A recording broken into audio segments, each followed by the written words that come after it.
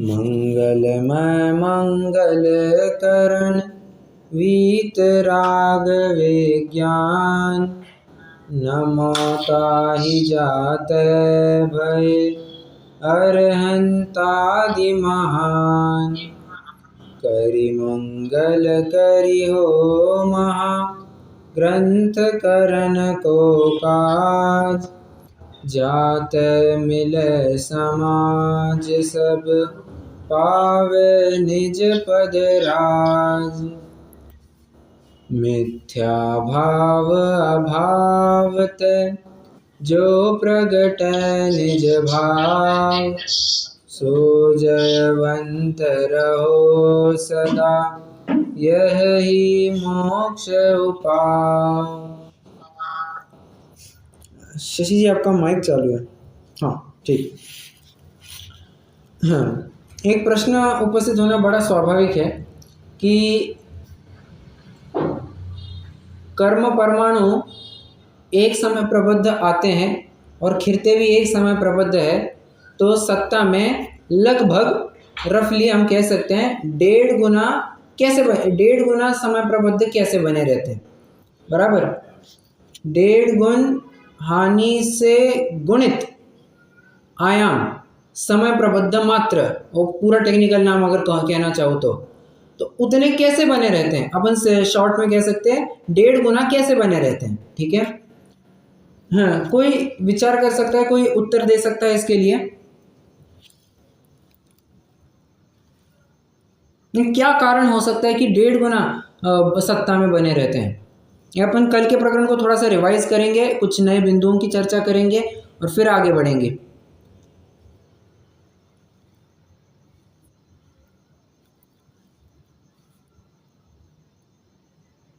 बताइएगा। अच्छा चलिए, हाँ, एक उदाहरण देता हूँ। उदाहरण में आप बताइए क्या ऐसा संभव है या नहीं है। हाँ, एक 2 सेंटीमीटर के डायमीटर वाला पाइप आप किसी टंकी में छोड़ दीजिए और उसी टंकी में से 2 सेंटीमीटर का डायमीटर वाला एक होल निकाल लीजिए जिसमें से पानी निकल जाए। ठीक है, मतलब ऊपर से पानी आ सकता है, इसके लिए 2 सेंटीमीटर का पाइप लगा दीजिए और पानी निकल जाए, इसके लिए भी 2 सेंटीमीटर की डायमीटर वाला एक आउटलेट निकाल दीजिए। ठीक है, डायमेंशन बराबर सेम है, मतलब जितना आएगा आने का भी रेशियो सेम और जाने का भी रेशियो सेम। ठीक है, प्रश्न है मेरा, क्या ऐसी स्थिति में भी टंकी पूरी भर सकती है या नहीं भर सकती है?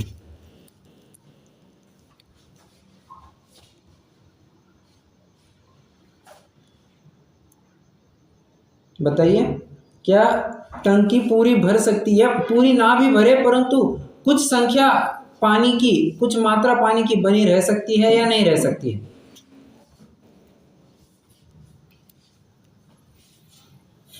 सीधा सरल प्रश्न है, थोड़ा जल्दी उत्तर देंगे तो बहुत अच्छा होगा। विचार मत कीजिए कोई क्या कहेगा, कौन क्या कहेगा। रह सकता है ना, कारण क्या होगा कि रह सकता है उसके लिए?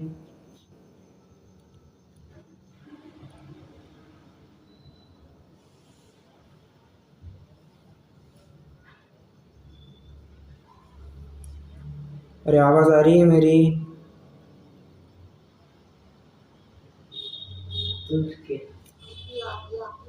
अरे क्या बात है, कोई जवाब क्यों नहीं दे रहे हैं? क्या क्या?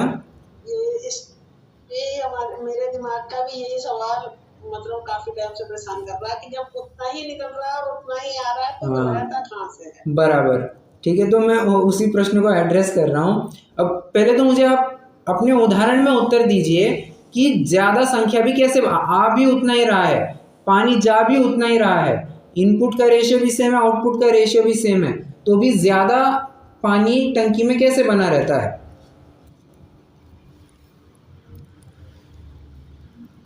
थोड़ा बहुत तो रह सकता है, पर कैसे कैसे? आप थोड़ा सा प्रैक्टिकल विचार कीजिए, कोई टेक्निकल आंसर देने की जरूरत नहीं, प्रैक्टिकल। कर्मा अनादि का है तो वो टंकी जो भरा हुआ है वो तो भरा हुआ है ना, फिर आ रहा है जा रहा है वो तो कंटिन्यूस हो रहा है, लेकिन टंकी भरा हुआ है उतना तो है ही स्टॉक। अरे आप कर्म की टंकी का अभी मत लीजिए, आप शायद 2 मिनट थोड़ा सा लेट हो गए थे। मैंने एक उदाहरण दिया था, पानी की टंकी का मैं उदाहरण लेकर के पूछ रहा हूँ कि पानी की टंकी लीजिए जिसमें 2 सेंटीमीटर डायमीटर के पाइप डाल दीजिए इनपुट के लिए, और 2 सेंटीमीटर का डायमीटर है ऐसा आउटलेट में निकाल दीजिए ताकि पानी बाहर जा सके, बराबर। अब इन जितना पानी आएगा उतना ही पानी बाहर जाएगा क्योंकि रेशियो बराबर सेम है। फिर भी टंकी में पानी कैसे बना रहता है? इसके लिए अगर आपने देखा होगा, वो जो आउटलेट होता है, जो जिसके ज़रिए वो जो पाइप है, होल है जिसके माध्यम से पानी बाहर जाता है, वो एक थोड़ी सी हाइट पर होता है। और उतने टाइम के लिए क्या होता है, पानी जब तक पानी उस लेवल तक नहीं पहुंचता है तब तक पानी बाहर जाएगा नहीं, तो पानी उतना बना रहेगा या नहीं रहेगा, बस उसे कहते हैं, शास्त्रीय शब्द में उसे कहेंगे आबाधा काल। कर्म का जब तक उदय नहीं आता वो सत्ता में पड़ा है, बराबर, उसी को कहेंगे आबाधा काल। और इसकी वजह से 1.5 गुना कर्म बने रहते हैं। एक और तर्क है निषेक रचनाक्रम। निषेक रचनाक्रम की वजह से भी लगभग सत्ता में 1.5 गुना बने रहते हैं। निषेक रचनाक्रम मतलब आपको अगर पता होगा, जितने भी कर्म खिरते हैं सबसे पहले खिरते हैं, सबसे पहले सर्वाधिक परमाणु खिरते हैं, फिर उससे कम परमाणु खिरते हैं, फिर उससे और कम परमाणु खिरते हैं, ऐसे कम कम कम होते होते परमाणु खिरते हैं, मतलब डिसेंडिंग ऑर्डर में खिरते हैं। मान के चलिए 2000 परमाणु का बंध किया था, वे उदय में आने लग जाएंगे तो कैसे उदय में आएंगे? उदय में आएंगे तो पहले 100 आएंगे, उसके बाद 50 आएंगे, 25 आएंगे, फिर 20 आएंगे, इस प्रकार कोई एक स्पेसिफिक रेशियो में कम कम कम होते हुए आ जाएंगे, ठीक है। बस ये 2 कारण होते हैं जिसकी वजह से सत्ता में लगभग 1.5 गुना कर्म बने रहते हैं। क्या 2 कारण कौन से दिए? एक तो आबाधा काल और एक तो निषेक रचनाक्रम। समझ में आया? कुमकुम जी आपको समझ में आया क्या? हाँ जी, समझ में तो आया, लेकिन फिर ये कैसे कहते हैं कि जितने आए उतने ही निकल गए? अच्छा देखिए, हाँ, अपन क्या कह रहे हैं, एक समय प्रबद्ध परमाणु बंधते हैं और एक समय प्रबद्ध परमाणु खिरते हैं, परंतु समय प्रबद्ध के भी अनंत भेद है। नाम उसको समय प्रबद्ध कहा है परंतु उसके भी अनंत भेद है, तो समय प्रबद्ध कोई भी हो सकता है। जच रही है क्या बात? पहले किसमें पढ़ाया था तब भी दिमाग में यही था, ये 1.5 गुना हानि वृद्धि तो पढ़ चुके ना। हाँ, तब भी मेरे दिमाग में बहुत परेशानी रही कि ऐसा हो कैसे जाता है। हाँ, मतलब वही है। आज देखिए, एक और उदाहरण आप समान रूप से समझ सकते हैं। मान के चलिए किसी स्कूल में 10 क्लासेस है, पहली कक्षा से लेकर 10वीं कक्षा तक है। हर कक्षा में 50 बच्चे होते हैं। मुझे बताइए कक्षा पूरे स्कूल में कितने बच्चे हुए? 10 कक्षाएं हैं, हर कक्षा में 50 बच्चे होते हैं। 50 है, 10 कक्षाएं हैं, 500 हो गए, ठीक है। 1000 कहाँ से हो गए? तो 50 गुना 10 500 हो गए, बराबर। अब जब 10वीं कक्षा वाले चले जाएंगे, 50 चले गए और उतने ही पहली कक्षा में 50 आ गए, 50 आए 50, बने कितने रहते हैं? बराबर। अब जैसे आप ये समझ सकते हैं, बस उसी प्रकार आपको कर्मों में भी समझना है। आते एक समय प्रबद्ध मात्र है, जाते एक समय प्रबद्ध मात्र है, बने कितने रहते हैं? लगभग रफली 1.5 गुना बने रहते हैं सत्ता में, लगभग। ठीक है, सबको समझ में आया क्या? कुमकुम जी का तो मुझे समझ में आया, उनकी मतलब कंफर्मेशन मिल गया उनसे। बाकियों को समझ में आया क्या?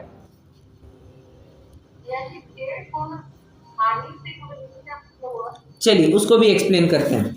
देखिए एक उदाहरण लेते हैं, उदाहरण के माध्यम से आपको अच्छे से समझ में आएगा। मान के चलिए एक हाइपोथेटिकल एग्जांपल है पर समझने में बहुत कार्यकारी है। किसी एक पर्टिकुलर समय में 1750 कर्म परमाणुओं का बंध हुआ, ठीक है, 1750 कर्म परमाणुओं का बंध हुआ। मुझे बताइए कुल मिलाकर के उदय में भी कितने आएंगे? उदय में कितने आएंगे? 1750 बराबर 1750 आ जाएंगे, ठीक है। अब मान के उदाहरण है, अज्यूम कीजिए आबाधा काल एक समय है, मतलब एक समय में वो तुरंत उदय में नहीं आएगा, अगले ही समय में उदय में जब बंदा है तो अगले समय में उदय में तो नहीं आएगा, एक समय जाने देना पड़ेगा, उसके बाद में वो उदय आना चालू होगा। ठीक है, उदाहरण समझिए, आपको पूरा कंसेप्ट समझ में आ जाएगा।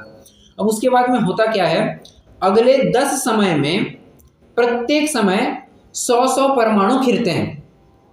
अगले 10 समयों में प्रति समय 100 परमाणुओं की रफ्तार से कर्म खिरते हैं। मुझे बताइए इन 10 समय में कितने परमाणु खिरे?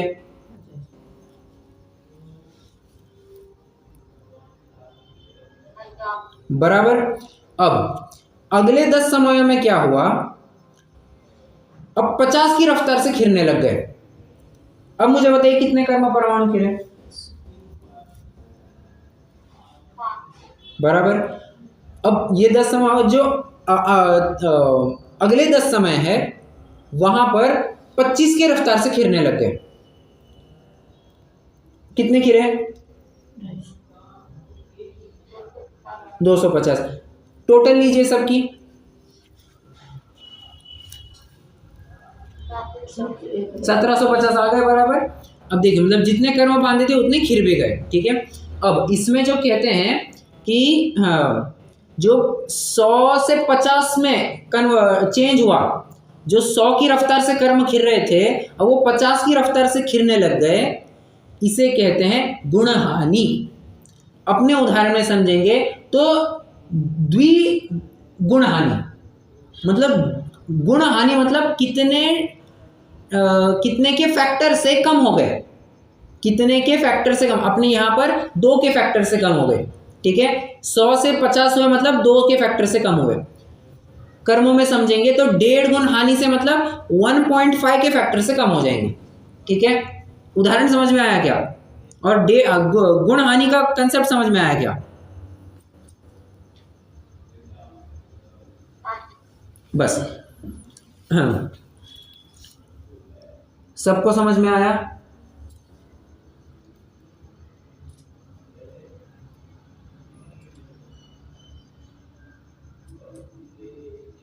हाँ जी या ना जी?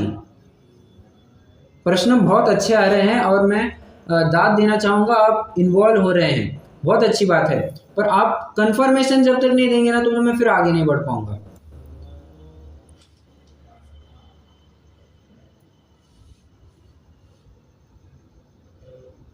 कुछ तो बोलिए, समझ में आया या नहीं समझ में आया? हाँ, अभी थोड़ा ही समझ में आया है भैया जी। नहीं थोड़ा मतलब फिर क्या समझ में नहीं, आप मुझे बताइए क्या समझ में नहीं आया, मैं वो फिर से एक्सप्लेन करता हूँ। अभी वो पूरा ही सुनना ही पड़ेगा एकदम, ऐसे मुझे अभी लाइन में आने को थोड़ा देर लगेगा। अभी 4-5 दिन तक ये हो गया ना, ब्रेक हो गया, तो फिर थोड़ा कम। ये प्रकरण सिर्फ कल से चालू है और जब आप कल उपस्थित थे तो कोई ऐसी विशेष बात नहीं है कि आप 4-5 दिन से अनुपस्थित थे, उसकी कोई बात नहीं है, कल से ही अपना प्रकरण चालू हुआ है। ठीक है, एक काम कीजिए, आप फिर से एक बार सुनिएगा, आपको पूरी क्लैरिटी मिल जाएगी। कल के भी प्रकरण के लगभग 20-25 मिनट अपन ने इसी में पूरी चर्चा की है। अब आज भी कितने, लगभग 15 मिनट हो गए, तो इसी की चर्चा हुई। ठीक है, अब इसमें एक बात आप लिख करके लेना, इसका शास्त्रीय शब्द क्या है? सत्ता में कितने कर्म बने रहते हैं? तो 1.5 गुण हानि से गुणित आयाम समय प्रबद्ध मात्र। मैं फिर से दोहराता हूं, पूरा शास्त्रीय शब्द क्या है? 1.5 गुण हानि से गुणित आयाम समय प्रबद्ध मात्र। अब 1.5 का अर्थ तो समझ गया 1.5, गुण हानि का अर्थ भी समझ गया, मतलब कितने फैक्टर कितना है, कितने फैक्टर से कम हो रहा है, गुण हानि से गुणित, वो भी समझ में आ गया। समय प्रबद्ध मात्र भी समझ गए हैं। आयाम मतलब क्या होता है? आयाम मतलब वो स्ट्रीक माने लंबाई, आयाम माने लंबाई, कितने काल के लिए वो स्पेसिफिक कर्म परमाणु खिर रहे थे, मतलब 100 ऐसे कितने काल के लिए खिर रहे थे? तो 10 समय के लिए खिर रहे थे, तो 10 कहा जाएगा आयाम। बराबर। 50 कितने टाइम के लिए खिर रहे थे?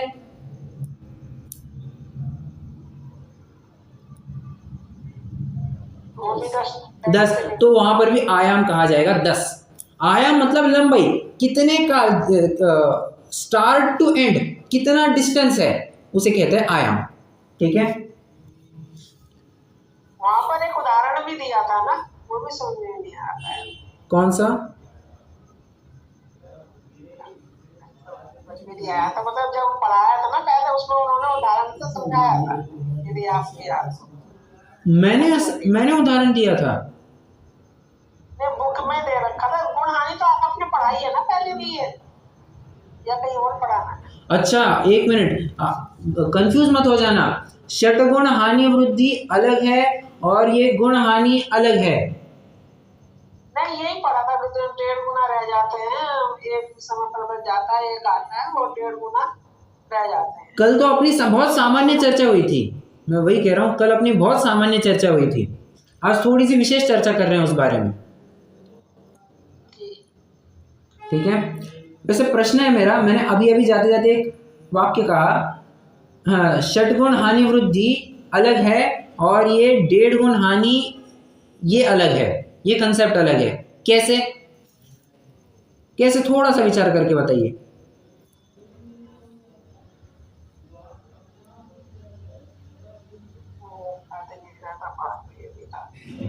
भाग देते हैं कुछ इस तरीके से था ना? नहीं, अब मुझे सिर्फ इतना बताइए, लागू कहाँ पर होते हैं ये दो पद या ये दो कंसेप्ट, लागू कहाँ पर होते हैं?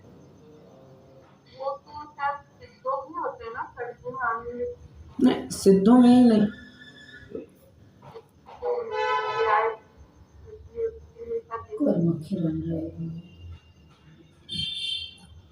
सिर्फ सिद्धों में नहीं लागू होते हैं।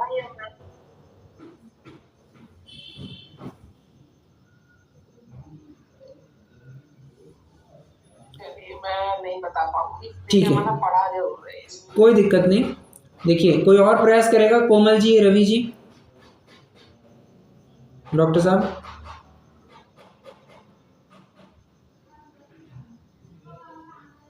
ठीक है, सुनिए, ध्यान से सुनिए।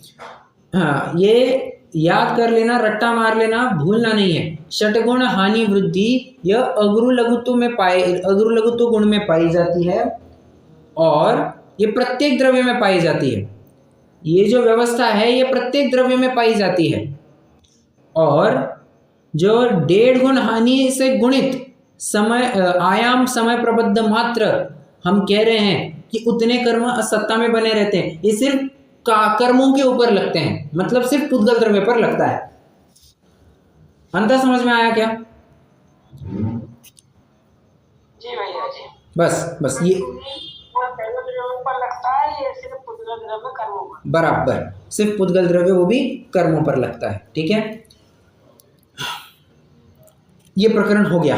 अब विशेष चर्चा, मैं सच में कह रहा हूँ, गोमट सार कर्मकांड जब करेंगे तब जरूर की जाएगी, परंतु मैं आशा रखता हूँ इन 3 पंक्तियों में आपको बहुत कुछ नया सीखने को मिला होगा, बहुत कुछ नई जानकारी भी मिली होगी। हाँ, और एक बात और, एक नवीन जानकारी और देना चाहूँगा।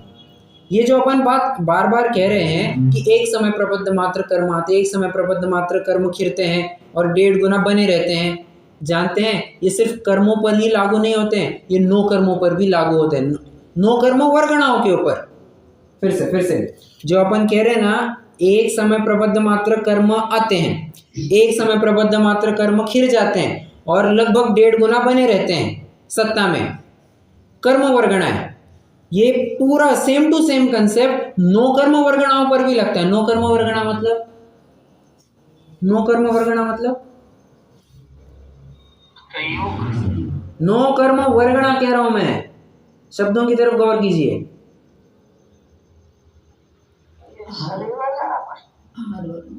करेक्ट। 9 कर्म वर्गणा माने आहार वर्गणा, और आहार वर्गणा से क्या बनता है? और शरीर 3 तरीके का शरीर, और एक बात मिस कर रहे हैं, परफेक्ट, बहुत बढ़िया। ये प्रवेशिका में मैंने चीख करके बताया था कि आहार वर्गणा कहा है, आहार वर्गणाओं से 3 प्रकार के शरीर बनते हैं, और श्वासोच्छ्वास भी होता है, या आहार वर्गणा के निमित्त से श्वासोच्छ्वास होता है। ठीक है, भूलना नहीं, श्वासोच्छ्वास को गलती से भी मत भूलना। ठीक है, बहुत बढ़िया। हाँ, बस फर्क कहाँ पर पड़ेगा? फर्क यहाँ पर पड़ता है कि जब जन्म होता है तो जन्म के समय में वो ग्रहण ही बस ग्रहण करता है, उसके पास छिपाने के लिए कुछ है ही नहीं, वो कर्म परमाणु ग्रहण बस करता है। और जब मरण का काल आता है, मरण के काल में सब छोड़ करके जाना है, तो इनपुट कुछ नहीं होता, पूरा आउटपुट ही होता है। बाकी सभी काल में व्यवस्था सेम होती है, जो कर्म वर्गणाओं पर लगती है वही कंसेप्ट नो कर्म वर्गणाओं अर्थात आहार वर्गणा पर भी लगती है। एक समय प्रबद्ध मात्र आते हैं, 1.5 गुना लगभग बने रहते हैं, एक समय प्रबद्ध मात्र खिर जाते हैं। ठीक है, एक प्रश्न फिर आपको और उपस्थित होना बहुत स्वाभाविक है। अगर एक समय प्रबद्ध मात्र आते हैं, एक समय प्रबद्ध मात्र चले जाते हैं, लगभग 1.5 गुना सत्ता में बने रहते हैं, ऐसे में तो फिर मोक्ष होगा ही नहीं, ऐसे में तो फिर मोक्ष होगा ही नहीं ना। तो समझना, जो 14वां गुणस्थान है वहां पर इनपुट तो पूरा खत्म हो गया, मतलब कर्म कुछ भी नहीं आता, और जितना कुछ भी बैलेंस है वो खत्म कर दिया जाता है। ठीक है, और इस प्रकार से जीव मोक्ष को प्राप्त कर जाता है।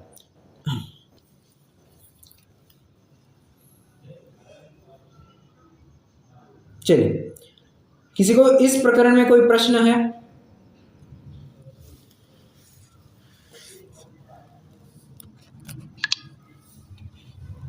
नहीं है? अब कल के प्रकरण को फिर से थोड़ा और रिवाइज। कल का एक और प्रकरण देखा था, क्या? द्रव्य कर्म व भाव कर्म का स्वरूप और प्रवृत्ति। इसमें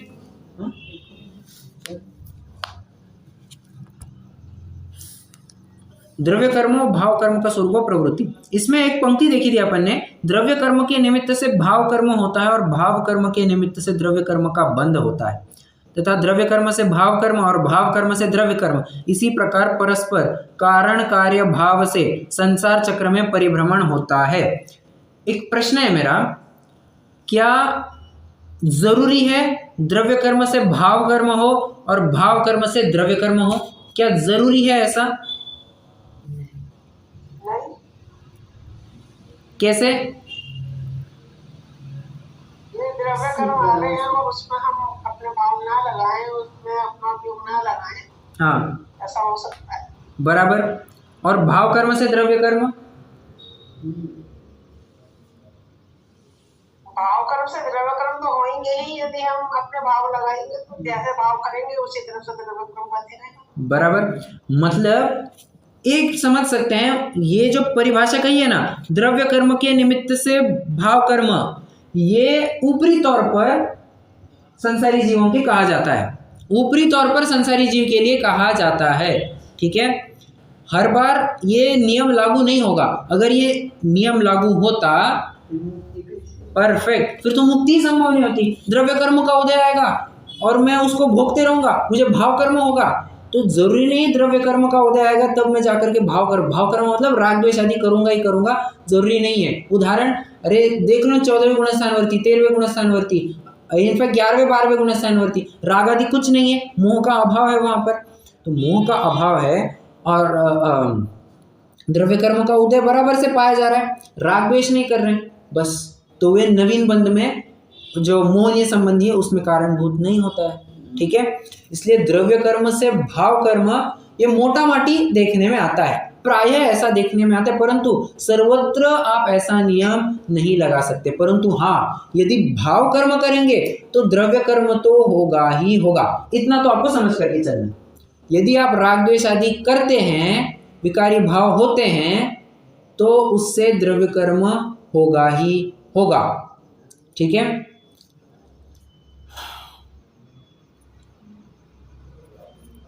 इसमें एक एक्सेप्शन बताऊं क्या?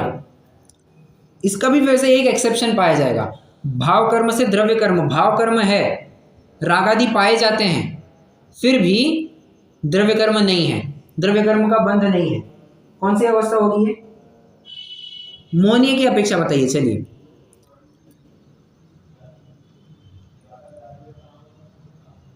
भाव कर्म कहा जा रहा है परंतु द्रव्य कर्म नहीं है, द्रव्य कर्म का बंध नहीं हो रहा है। मोहनीय, ये कौन सी अवस्था होगी, कौन सा गुणस्थान होगा, चलिए ये बताइए। अरे मोहनीय की बात कर रहा हूँ मैं बाबा।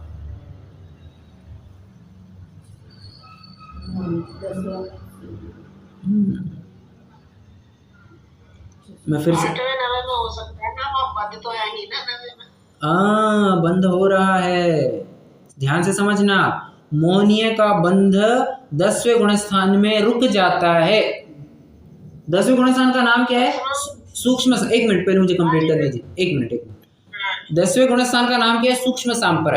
वहां पर सूक्ष्म लोभ पाया जाता है, बराबर। और वो सूक्ष्म लोभ भी इतनी सी कषाय है जिसको कोई मायने नहीं रखता, वो एज गुड एज नहीं के बराबर है। फिर भी अगर आप एक्सेप्शन के रूप में लेना चाहे, अपवाद के रूप में लेना चाहे, तो वहां पर सूक्ष्म लोभ पाया जाता है, परंतु वहां पर मोहनीय का बंध नहीं होता है। उस सूक्ष्म लोभ के निमित्त से मोहनीय का कुछ भी यत्किंचित भी बंध नहीं होता है, ठीक है। तो ये एक एक्सेप्शन पाया जाएगा। बाकी भाव कर्म अगर करेंगे तो द्रव्य कर्म बंधेगा ही बंधेगा। राग द्वेष आदि करेंगे तो कर्म बंधेगा, द्रव्य कर्म बंधेगा बंधेगा और बंधेगा ही, ठीक है। एक और बात, एक विशेष बात, ठीक है। जितने अनुपात में भाव कर्म करेंगे उतने अनुपात में द्रव्य कर्म भी बंधेगा। अगर तीव्र राग आदि करेंगे तो बंध भी तीव्र होगा। कल अपन ने देखा था राग द्वेष आदि तीव्र है तो बंध भी तीव्र होगा। परंतु अगर उदय तीव्र है, द्रव्य कर्म का उदय अगर तीव्र है, तो जरूरी नहीं है उतने ही अनुपात में हमने राग द्वेष आदि भी करने चाहिए। फिर से मैं दोनों वाक्य फिर से दोहराता हूं। जितने अनुपात में भाव कर्म उतने अनुपात में द्रव्य कर्म का बंध होता है, परंतु जितने अनुपात में द्रव्य कर्म का उदय आता है उतने अनुपात में भाव कर्म होना जरूरी नहीं है। मतलब किसी कर्म का बहुत तीव्र उदय आ जाए, मैं शांत बना रहा हूं, मैं कषाय नहीं करूं, ये क्या हो गया? उदय तीव्र है परंतु उतने अनुपात में मेरा भाव कर्म नहीं हो रहा है, ठीक है। अगर ऐसा भी नहीं होता तो फिर जीव का पुरुषार्थ किस चिड़िया का नाम होता? जीव का पुरुषार्थ कुछ मायने ही नहीं रखता। तो इसके लिए भी ये बात समझ लेना। तो द्रव्य कर्म और भाव कर्म का स्वरूप और प्रवृत्ति, ये जो प्रकरण लिखा है ना पंडित जी साहब ने, ये प्रायः जन सामान्य को ध्यान में रखते हुए लिखा है। कोई विशिष्ट प्रकरण को अगर आप विचार करेंगे तो वहां पर आपको अवश्य अपवाद पाए जाएंगे। जैसे मैंने आपको अभी बताया, जीव पुरुषार्थ कर रहा है, अब जीव पुरुषार्थ कर रहा है तब तो द्रव्य कर्म का तीव्र उदय है, भाव कर्म नहीं कर रहा है तो उसको बंध नहीं होगा। और हाँ, भाव कर्म से द्रव्य कर्म जो अपन ने कहा उसमें भी एक अपवाद देख लिया, ठीक है। वरना अगर सामान्यों की अपेक्षा बात करेंगे तो भाव कर्म करते हैं, नवीन कर्म बंद होता है, कर्म का उदय आता है, वो नवीन राग द्वेष करते हैं, तो ये चक्र चलते रहता है। ये सामान्य रूप से इस चक्र का विवरण किया गया है जो कि हम आप सभी में पाया जाता है, ठीक है। अगर हम पुरुषार्थ करने लग जाएंगे हो सकता है अपन अपवाद की कैटेगरी में चले जाए, ठीक है। कितने जनों को बात जच रही है, समझ में आ रही है, लॉजिकल लग रही है क्या ये बात? जी, जैसे नवे गुणस्थान में वेदनीय को भी तो कहते हैं कहा जाता है, लेकिन वहाँ वेद थोड़ी ना है कोई भी।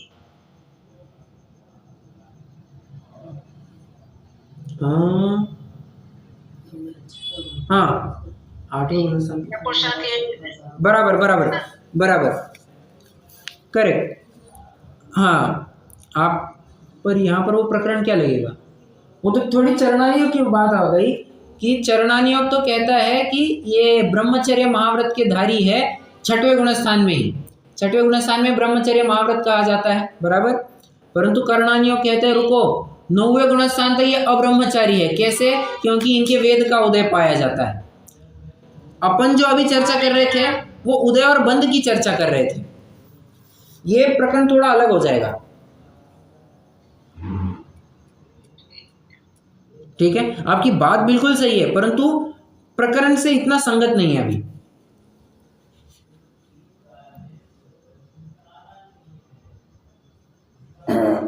ठीक है। अब हाँ, कुछ एक दो और बिंदुओं की चर्चा आज हो सकता है, कक्षा थोड़ी लंबी चले परंतु घबराइए नहीं। हाँ, बहुत दिन हो गए हैं कक्षा लंबी नहीं चली है। आज संडे का दिन है, आज थोड़ी लंबी कक्षा चलाएंगे, ठीक है। देखिए सहज रूप से जैसे होगा वैसे चलाएंगे, कोई ज़बरदस्ती नहीं होगी, ठीक है। देखिए एक और विशेष बिंदु आज मेरे ज्ञान में आया, बहुत सुंदर प्रकरण रहा। होता क्या है, अब थोड़ा सा आध्यात्मिक प्रकरण चलेगा, आध्यात्मिक चरणानियों की बात चलेगी, थोड़ा मनोयोग से सुनना। आप नोटबुक पेन पेपर सब बंद करके रखना चाहे तो भी बंद करके रख सकते, नोट करना चाहे तो नोट भी कर सकते, कोई विशेष बात नहीं। हाँ, होता क्या है अज्ञानी जीव के साथ, अज्ञानी जीव को जब तीव्र उदय आता है तब कुछ करने की संभावना ही नहीं है। जब कर्म का तीव्र उदय आएगा वो कुछ अपना पुरुषार्थ कर पाएगा क्या? अज्ञानी जी सोचेगा संभव ही नहीं है, मेरा इतना तीव्र उदय आ रहा है, शरीर के ऊपर इतनी दिक्कतें आ रही है, मैं कहाँ अपना आत्मकल्याण करूँ। तीव्र उदय में वो नहीं कर पाता है, ठीक है।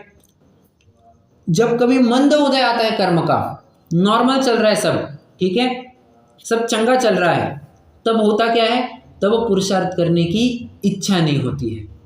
सुनना फिर से, हाँ, तीव्र उदय में अपना कार्य करने की सामर्थ्य नहीं हो पाती है और मंद उदय में अपना कार्य करने की इच्छा नहीं हो पाती है, परंतु संभावना तो मंद उदय में है।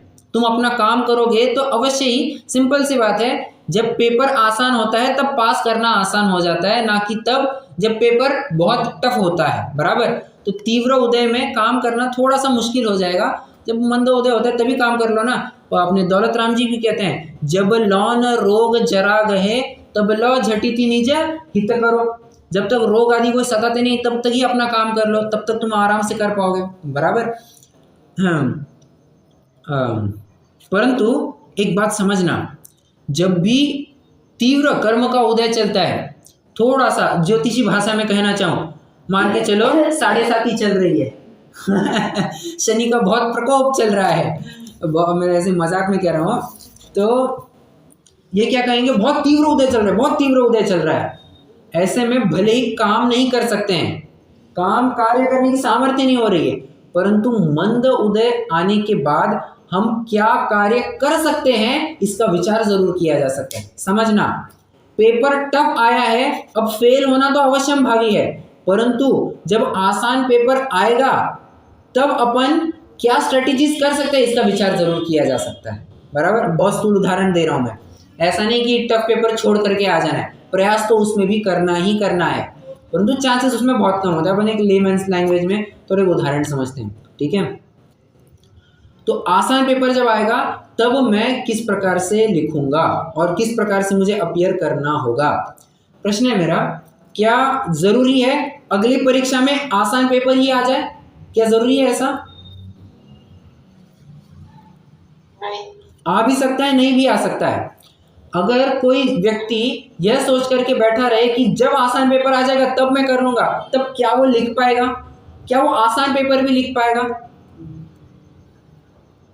वो तैयारी नहीं कर पाएगा ना, बराबर, तो वो तैयारी ही नहीं कर पाएगा।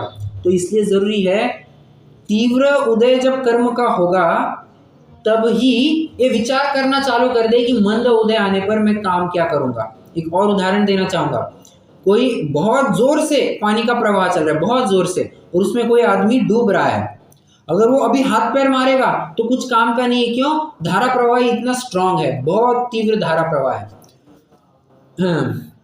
अब वो थोड़ी दूरी से देखता है कि थोड़ी दूरी पर, लगभग 1 किलोमीटर की दूरी पर हो सकते धारा प्रवाह, बहुत लंबी नदी का प्रवाह होगा, लगभग 1 किलोमीटर की दूरी पर थोड़ा सा एक मोड़ आ रहा है, जहाँ पर एक शाखा की मदद से, एक बेला की मदद से मैं किसी वृक्ष को चिपक जाऊंगा, लटक लूंगा और थोड़ा हाथ पैर मार करके मैं बाहर आ सकता हूँ, बराबर। ऐसा वो सोच लेता है। प्रश्न है मेरा, क्या ऐसे विचार से वो अभी हाथ पैर मारना बंद कर दे या हाथ पैर मारना थोड़ा बहुत चालू रखे? उसने हाथ पैर मारना चालू रखना चाहिए। क्यों? जरूरी नहीं है वो जिस मोड़ की बात कर रहा है, जिस टर्न की बात कर रहा है, हो सकता है परिस्थितियां उसको कोई और ही लेकर के जाए, बराबर। परिस्थितियां कोई और लेकर के जाए, अब तो उसका प्लान फेल हो गया, तो उसको निरंतर हाथ पैर इसलिए मारते रहने चाहिए ताकि प्रसंग किसी भी प्रकार कब भी आ जाए, अपॉर्चुनिटी कभी भी हमें हाथ खोल करके नहीं आती है कि भाई अपॉर्चुनिटी आ गई है तुम उसको ग्रहण करो, ये नहीं होता है। हम जाकर के अपने अपॉर्चुनिटी के पास जाते हैं और तब उसको ग्रहण करते हैं, उसको ग्रैब करते हैं, बराबर। तो हमें निरंतर प्रयास करते रहना चाहिए। तो ये शिक्षा यहाँ पर दी जा रही है। तीव्र उदय आए तो कुछ हतबल होकर के हाथ पर हाथ रख करके बैठना नहीं है, बल्कि मंद उदय आने पर हमें कैसे रिएक्ट करना चाहिए ये समझ में आना चाहिए। और एक समझना फैक्ट है ये, अगर कोई धारा प्रवाह में हाथ पैर मारना बंद कर दे तो उसका शरीर अकड़ जाता है, और फिर बाद में जब मोड़ आता है, जब उसको अपना काम करना होता है, तब हाथ पैर मारना चालू करेगा। भले आदमी तब तो उंगली भी नहीं हिलेगी तो हाथ पैर क्या मारेगा। इसलिए थोड़ा थोड़ा हाथ पैर मारते रहना जरूरी है, ठीक है। चलिए, इस प्रकार अनादि से लगाकर धारा प्रवाह रूप द्रव्य कर्म और भाव कर्म की प्रवृत्ति जानना। द्रव्य कर्म और भाव कर्म का स्वरूप और प्रवृत्ति सामान्य रूप से कैसे पाया जाता है इसकी चर्चा की है। अब हमें नवीन प्रकरण को चालू करना है, नो कर्म का स्वरूप और प्रवृत्ति, ठीक है। एक छोटा सा आपके लिए क्वेश्चन है, ठीक है। ये पूरा प्रकरण होने के बाद आपको मुझे एक विशिष्ट बात बतानी है नो कर्म संबंधी, ठीक है। मतलब 1 2 3 4, ये जो 4 पैराग्राफ्स है पेज नंबर 31 पर, इन 4 पैराग्राफ को पढ़ने के बाद आपको कुछ इसमें नो कर्म के बारे में विशेष बात कही है क्या, ये आपको बतानी है, ठीक है। यह आपके लिए एक छोटा सा क्वेश्चन है। अपन पहले पूरा प्रकरण समझेंगे और फिर ये आगे बढ़ेंगे, ठीक है। बट एज यूजुअल किताब बंद की जाएगी। अब मैं यहाँ से एक्सप्लेनेशन करूंगा, आप बस सुनते जाइए। देखिए, मैंने अभी अभी कहा था, क्या बताया आपने, क्वेश्चन क्या बताया आपने? क्वेश्चन ये है, बारे में कुछ विशेष बात यहाँ पर कही जाएगी, आपको ढूंढ करके निकालनी है। वो मतलब ऐसे कोई विशिष्ट शब्द में नहीं है, वो बिटवीन द लाइन्स है, तो आपको समझ करके निकालनी है, ठीक है।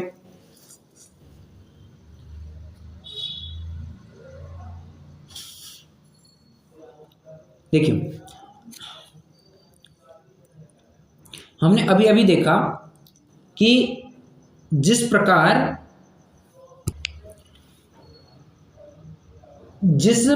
से कर्म परमाणु ग्रहण होते हैं, उसी प्रकार से आहार वर्गणाएं भी ग्रहण होती है। ये मैंने अभी अभी कहा था, एक समय प्रबद्ध कर्म परमाणु आते हैं, उसी प्रकार एक समय प्रबद्ध आहार वर्गणाएं भी आती है, ठीक है।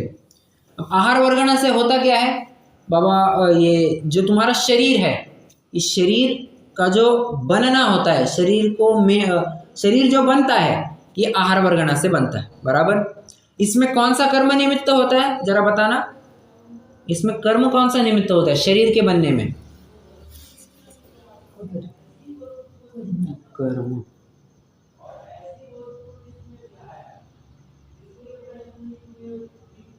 बताइए।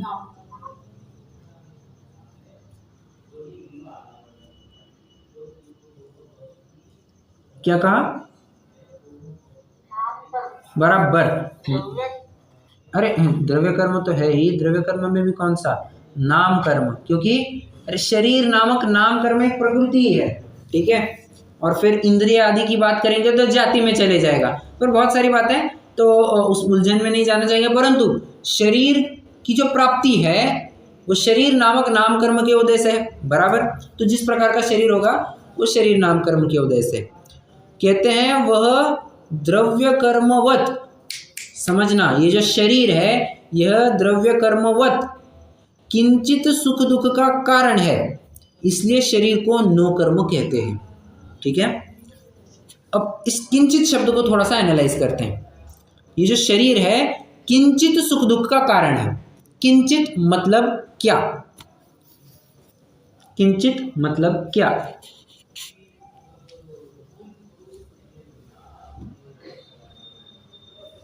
हैवी और नहीं भी। हैवी और नहीं भी? हाँ, कैसे कहा है?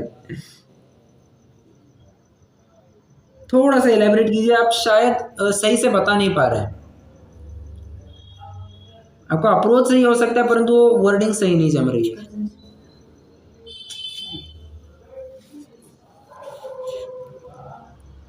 ईसत बोलते हैं। Correct correct. किंचित मतलब ईशत, परंतु ईशत मतलब क्या?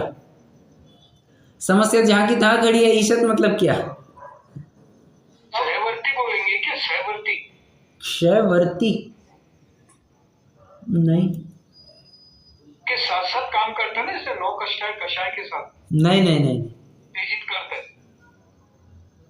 एकदम मात्रा थोड़ी। करेक्ट करेक्ट, एकदम थोड़ी मात्रा। किंचित, ईशत, अल्प, स्तोक, थोड़ा। एकार्थ, हाँ ये सब एकार्थवाची है। फिर से किंचित, ईशत, नो, अल्प, स्तोक, थोड़ा, ये सब एकार्थवाची है। ठीक है, मतलब कहते हैं किंचित सुख दुख का कारण है, ये थोड़ा सुख दुख का कारण है। वैसे थोड़ा बहुत इसमें समझना, मैं अब इसमें एक विशेष बात कहना चाहूंगा। ठीक है, इसको इंग्लिश में जरा ट्रांसलेट कीजिए। मैं आपको हिंदी में सेंटेंस बताता हूं, आप उसे इंग्लिश में ट्रांसलेट कीजिए। ठीक है, शरीर किंचित सुख दुख का कारण है, इसको इंग्लिश में ट्रांसलेट कीजिए।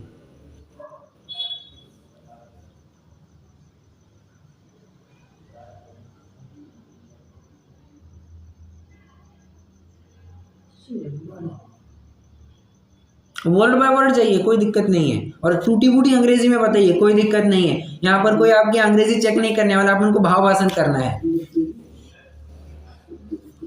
गलत तो गलत, मैं सुधार लूंगा, और मैं भी कोई परफेक्ट नहीं कहूंगा, मैं भी टूटी फूटी अंग्रेजी ही कहूंगा। नॉमिनल शब्द आएगा क्या किंचित के लिए? नॉमिनल मत कहिए, अभी नॉमिनल मत कहिए। देखिए, मे बी भी नहीं, चलिए मैं जो, हाँ करेक्ट, लिटिल, बॉडी इज, नहीं, body is a little cause for our happiness as well as joy, for our griefs as well as joy. ठीक है, अ लिटिल कॉज, किंचित कारण, कॉज, किंचित, लिटिल कॉज। ठीक है, प्रश्न है मेरा, मैंने लिटिल कहा, अ लिटिल नहीं कहा। थोड़ा सा अंग्रेजी जो जानते होंगे, क्या लिटिल और अ लिटिल में आप अंतर बता पाएंगे? लिटिल और अ लिटिल में क्या फर्क है? Body is little cause for our joy as well as grief और सॉरो। इनसिग्निफिकेंट थोड़ी है मीनिंग, इनसिग्निफिकेंट कह सकते हैं, परंतु अंग्रेजी में इसका विशिष्ट अर्थ होता है। देखिए, मैं आपको एक थोड़ा सा इंग्लिश का अलग सेंटेंस बताता हूँ। Give me a little water and give me little water. ठीक है, अब कौन कहेगा पागल आदमी है, क्यों कहता है ऐसा, give me little water, give me a little water? जब कोई कहता है give me a little water, मतलब मुझे थोड़ा पानी दो, और जब कोई कहता है गिव मी लिटिल वाटर, तो समझना मुझे पानी मत दो। अ लिटिल लगाएंगे तो समझना मुझे थोड़ा पानी दो, और सिर्फ लिटिल कहेंगे तो समझना मुझे पानी मत दो। उसी प्रकार यहाँ पर body is little cause for our happiness as well as sorrow. Little cause का मतलब it has no effect on our happiness as well as sorrow. कितने जन समझ रहे हैं मैं क्या कहना चाहता हूँ? मैं एक विशिष्ट अर्थ, एक विशिष्ट जगह आपको लेकर के जाना, एक विशिष्ट बात आपको बताना चाहता हूँ कि आप वहां तक पहुंच रहे हैं, क्या आप वहां तक पहुंच पा रहे हैं? मतलब ये कहना चाह रहे हैं कि body is not at all reason for this happiness. Correct, ऐसे समझ में आ रहा है। Exactly, it is a truth also. हाँ। देखिए, इसमें मैं आपको दो अपेक्षा से दो अर्थ करके दिखाऊंगा। ठीक है, एक अर्थ तो मैंने प्योर आध्यात्मिक करके दिखाया है, बाबा शरीर कुछ भी सुख दुख में कारणभूत नहीं। ये कह रहे हैं ना कि किंचित सुख दुख का कारण है, किंचित मतलब कभी कभी नहीं भी होता है। अभी अपन ने देखा गिव मी लिटिल वाटर मतलब मुझको पानी मत दो। ठीक है, तो किंचित सुख दुख का कारण होता है, मतलब सुख दुख का कारण नहीं होता है। शरीर की वजह से जो तुमने मान रखा है कि ये मुझे सुखी करता है, मुझे दुखी करता है, ये तुम्हारी मान्यता गलत है। ठीक है, नहीं कोई कहेगा साहब आपने तो हमें दूसरे नए में बताया था, दूसरे नए की अपेक्षा से तो ये कहा जाता है कि शरीर सुख दुख का कारण होता है। हाँ, तो हम कह ही रहे ना, शरीर किंचित सुख दुख का कारण होता है, मतलब थोड़ा बहुत सुख दुख का कारण होता है। और तत्व सूत्र के 5वें अध्याय में भी एक सूत्र मिलता है, क्या है वो, शरीर और जीव का आपस में उपकार होता है। जो सूत्र याद नहीं आ रहा है, 5वें अध्याय का सूत्र है कि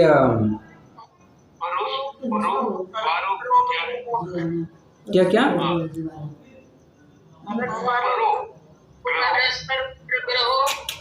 नहीं वो नहीं है, उससे भी पहले एक सूत्र है,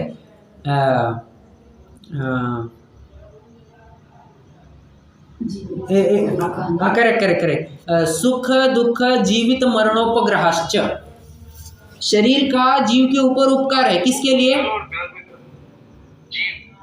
एक मिनट, उसके जो परस्परोपग्रह जीवानाम है ना, शायद उसके पहले एक सूत्र है, सुख दुख जीवित मरणोपग्रहाश्च, शरीर का जीव के ऊपर उपकार है, किसके लिए? सुख के लिए, दुख के लिए, जीवन के लिए, मरण के लिए उपकार है। और वहां पर उपकार मतलब क्या? उपकार मतलब निमित्त, कोई का क्या कहते हैं, कर्ता वाला नहीं। उपकार मतलब कर्ता नहीं, उपकार मतलब निमित्त। तो शरीर यह जीव के सुख दुख में निमित्त मात्र है। ये तो अपन कह रहे, दूसरे ने से कह ही रहे हैं। कितने जनों को दोनों अपेक्षाएं समझ में आ रही है जो मैं बताना चाहता हूं?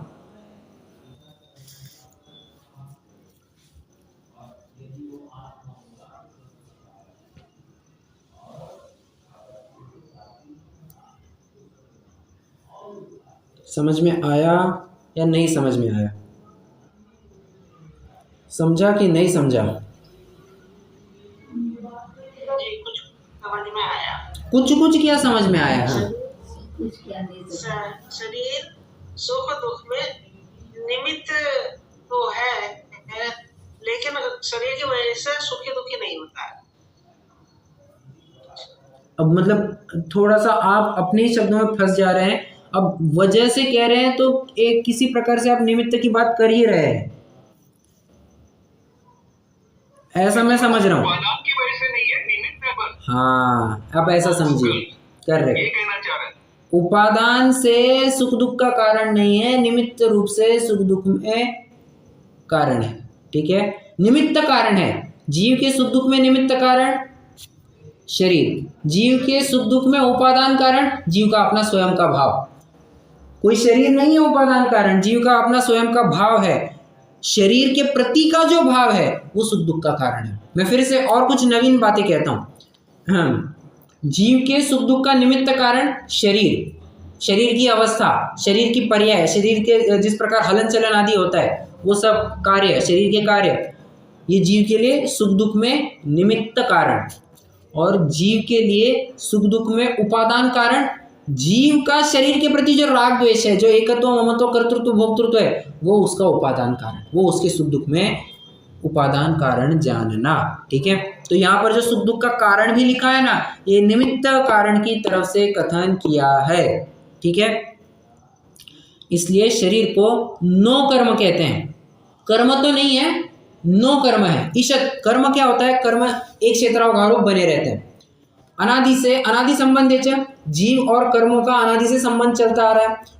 कैसे? एक क्षेत्रावगारोप। ऐसा नहीं है कि कर्म अलग प्रदेश में रहते हैं, जीव अलग प्रदेश में रहता है। नहीं, जिस प्रदेश में आत्मा रहता है उसी प्रदेश में कर्म रहता है। जितने प्रदेशों में कर्म है उतने प्रदेश में आत्मा पाया जा रहा है। ये ऐसा निमित्त नैमित्तिक संबंध है, उनका एक क्षेत्रावगाह पाया जाता है। उसी प्रकार जो संबंध तुमने कर्म और जीव में स्थापित किया, वैसा ही संबंध हम शरीर और जीव में भी स्थापित कर सकते हैं। और इसलिए हम शरीर को कर्म तो नहीं, नो कर्म कहते हैं। ठीक है, शरीर को हम यहाँ पर कर्म नहीं, नो कर्म कहते हैं। सो शरीर पुद्गल परमाणुओं का पिंड है। और उसमें समझना, सिर्फ शरीर में सिर्फ शरीर आता है क्या? काया आती है क्या? सिर्फ काया आती है? नहीं, इस शरीर में जो इंद्रिया है, द्रव्य इंद्रिया, वो भी कवर हो जाती है। जो वचन है वो भी कवर हो जाता है। जो तुम्हारा श्वासोच्छ्वास है वो भी कवर हो जाता है। और मोस्ट इंपॉर्टेंट जो तुम्हारा द्रव्यमन है, द्रव्यमन का है हृदय के पास एक 8 पंखुड़ियों वाला द्रव्यमन होता है, ठीक है, सिक्स्थ सेंस जिसे कहते हैं। तो ये सब भी शरीर का ही एक अंग है, इसलिए ये भी पुद्गल के ही पिंड जानना, ठीक है। शरीर तो है ही पुद्गल का पिंड, जो हमने द्रव्य इंद्रिया कही, द्रव्य मन कहा, श्वासोच्छ्वास कहा, वचन कहा, ये भी शरीर के अंग होने से पुद्गल पिंड जानना। परंतु इनका जो नेचर है ये थोड़ा अलग अलग है, इनका नेचर थोड़ा अलग अलग है। द्रव्य इंद्रिया कैसे बनती है, इनकी रचना कैसे होती है, कौन से वर्गणों से होती है?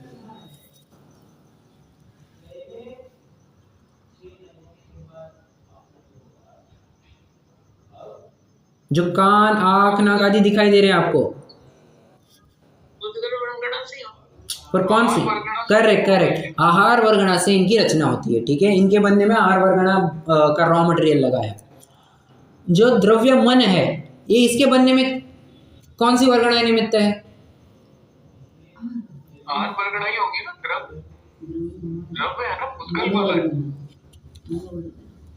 मनोवर्गणा नहीं हो सकती है? द्रव्य मन बोल रहे हैं इसलिए लग रहा है।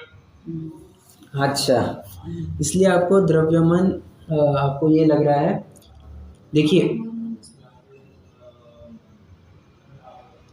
उसमें मैं ये सोच रहा हूँ कि मनोवर्गणा लग सकती है, किंतु अपेक्षा भेद हो सकता है, ठीक है।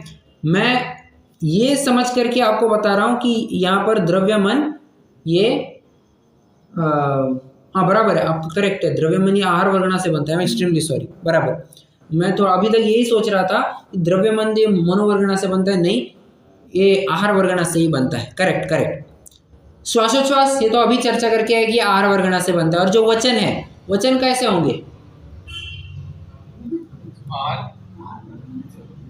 भाषा वर्गणा। अब देखिए इसमें वचन आप कैसे लेते हैं?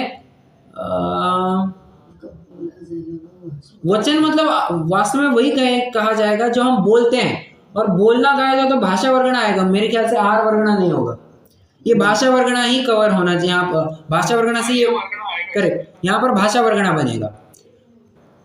तो ये 3 जगह पर अपन ने आहार वर्गणा देखी, और ये जो वचन है वहाँ पर भाषा वर्गणा देखी। अब आहार वर्गणा को, भाषा वर्गणा को, ये तो है ही पुद्गल, तो इनको भी पुद्गल परमाणुओं का पिंड जानना। कितने जनों को कॉम्प्लिकेटेड लग रहा है थोड़ा?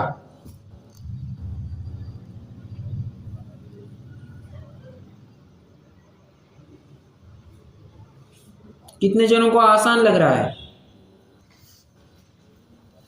आसान तो नहीं लग रहा है, लेकिन फिर भी एक बार सुनना पड़ेगा, वैसे मुझे लग रहा है। नहीं, आपको क्या समझ में नहीं आया, मतलब थोड़ा वो बताइए ना, मतलब आप अभी हाथों हाथ अगर क्लियर कर सकते हैं तो।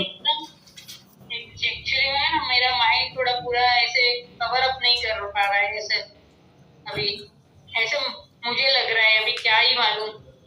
अच्छा, कभी मुझे थोड़ा कम ही समझ में आ रहा था, ऐसे एकदम ग्रास्प नहीं हो पा रहा था। अच्छा,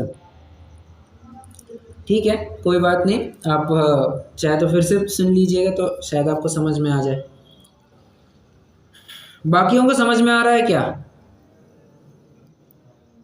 इस समय समझ में आता है, फिर गोल हो जाता है।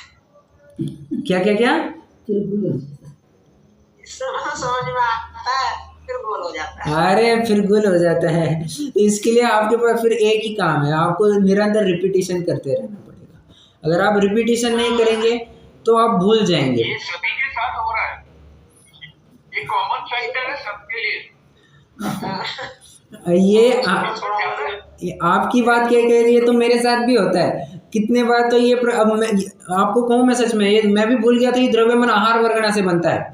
मुझे अभी ख्याल में आया कि मैंने ऐसे कहीं पढ़ा है कि आहार वर्गणा से द्रव्यमन बनता है, ठीक है। मैं तो ये इसी इंप्रेशन में था कि नहीं है तो ये मनोवर्गणा से होता होगा। फिर भी मुझे एक बार वैसे चेक करना पड़ेगा, क्योंकि कहीं ना कहीं मुझे थोड़ा सा एक डाउट भी लग रहा है कि यार मनोवर्गणा भी हो सकता है। खैर देखते हैं, मोस्ट प्रोबेबली तो अभी आहार वर्गणा ही मान के चलिए, या फिर ब्लैंक रखेंगे तो भी कोई दिक्कत नहीं। इन जनरल द्रव्य जहाँ भी आएगा वहाँ पुद्गल आएगा, इसलिए मैंने ऐसा बोल दिया। ठीक। भाव जहाँ आएगा वहां पे जीव आएगा, प्रिंसिपल सी है। पर देखिए ना, हिसाब से बोला है, I may be wrong also, I am not sure. नहीं, हो सकता है। एक मुझे बस 1 मिनट दीजिए ज़रा, अगर मैं आपको तुरंत चेक करके बता सकूं।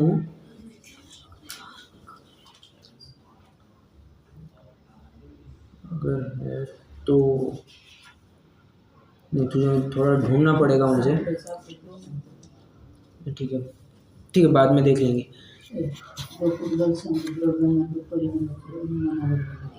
मनोवर्गण बराबर है ना।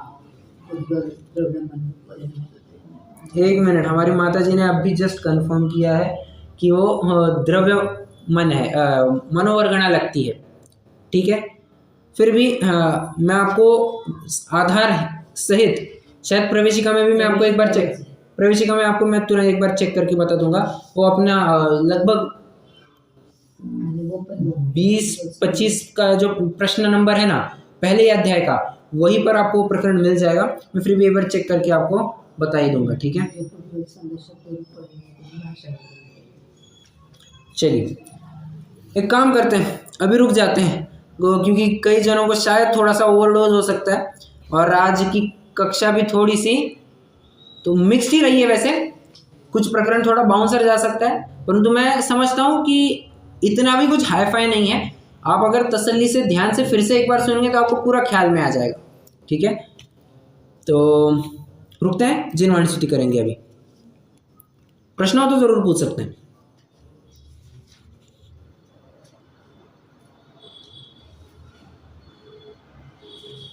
चलिए।